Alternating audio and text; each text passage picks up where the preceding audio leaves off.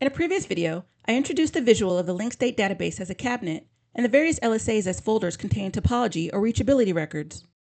The focus of this video is the Type 3, known as the summary LSA. Recall the Type 1 router and Type 2 network LSAs. They describe the topology and have an area scope, meaning they do not cross the boundary between areas.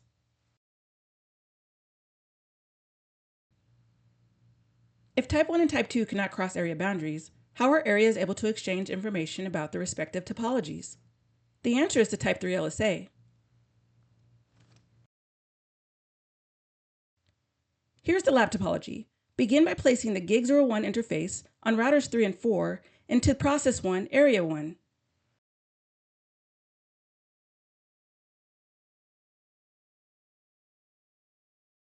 Once done, view the linked state database on router 3.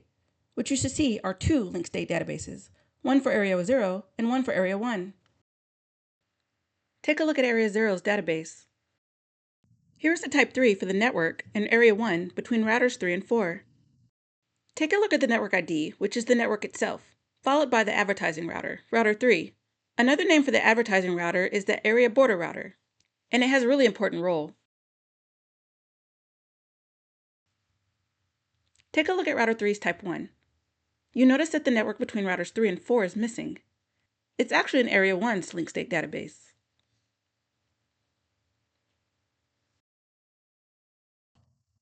Now compare the Type 2 in area 1 with the Type 3 in area 0.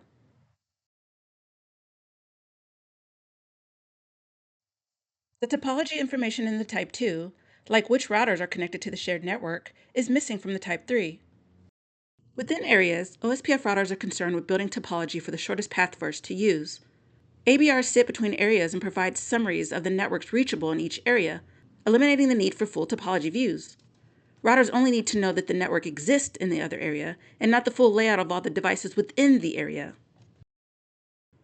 Log into router 2 and view the database. Check out the summaries, which, because all routers in the same area have identical databases, shows the same information we saw in router 3. Router 3 is the area border router, and this can be viewed with the command show IP OSPF border routers. Next, view the route table. The route is labeled as an inter-area route, and the cost to get there is 2. This brings us to an important point. The cost to an inter-area network is a combination between the cost to reach the ABR and the cost associated with the inter-area network. Let me show you. Router 2's Type 1 shows the metric to reach the network used to reach router 3 is 1.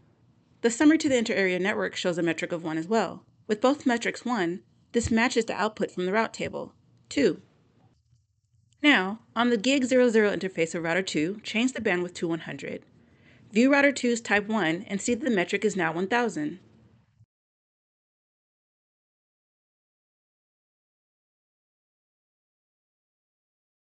Now view the summary again. The metric is 1. We should now see a metric of 1001 in the rib.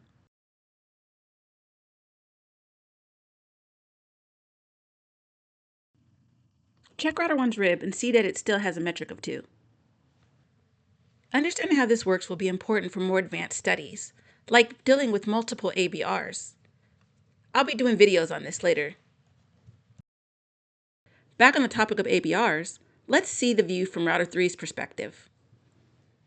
The border router command is empty. This is to be expected because as a member of both areas, router 3 has the topology information to reach the networks that are summarized into areas 0 and 1 directly.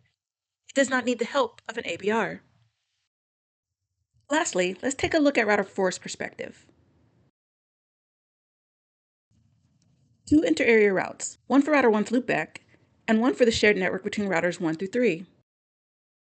This video covered the technical information about Type 3 summary LSAs and its importance in describing network reachability between areas, unlike Type 1 and Type 2 that describe topology. Subscribe and stay tuned for the next videos on the external LSAs.